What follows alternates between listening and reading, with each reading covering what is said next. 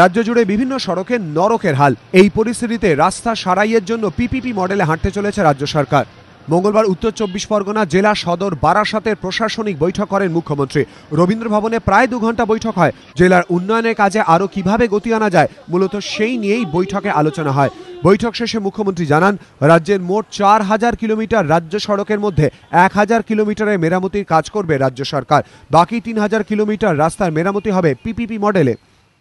আমরা national highway রাস্তাগুলো already take up করেছি উইথ দ্য সেন্ট্রাল গভর্নমেন্ট, যাতে তারা ন্যাশনাল হাইওয়েগুলো ভালো করে করেন।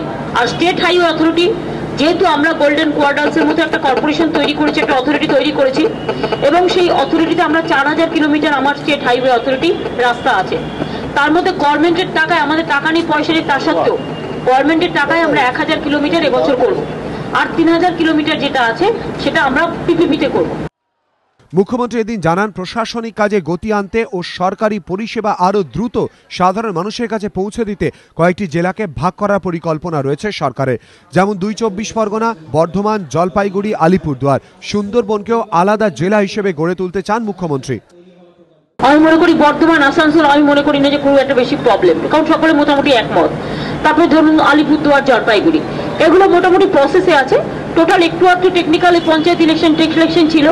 বাদবাকি দক্ষিণ 24 পরগনা এবং উত্তর 24 পরগনা খুব বড় জেলা। আমরা ভাবনা চিন্তা করছি, এবং আমরা আবার ভাবি যে সুন্দরবনটাও একটা খুব বড় জায়গা, সেখানেও জলাশয় অনেক সময় পৌঁছানো যায় না, তাদের নিয়েও একটা ডিস্ট্রিক্ট হতেই পারে। মমতা বন্দ্যোপাধ্যায় এদিন বলেন, আয়লা অধ্যুষিত এলাকায় 11 কিলোমিটার নদী বাঁধ দেওয়ার কথা, এর মধ্যে 4 কিলোমিটারের কাজ শেষ হয়েছে। পঞ্চায়েত ভোটের জন্য বিভিন্ন সরকারি প্রকল্পের কাজ থমকে গিয়েছিল, সেই সব কাজ দ্রুত শেষ করার জন্য এদিনের প্রশাসনিক বৈঠকে নির্দেশ দেন মুখ্যমন্ত্রী। সমীরণ পাল, এবিপি আনন্দ, উত্তর 24 পরগনা।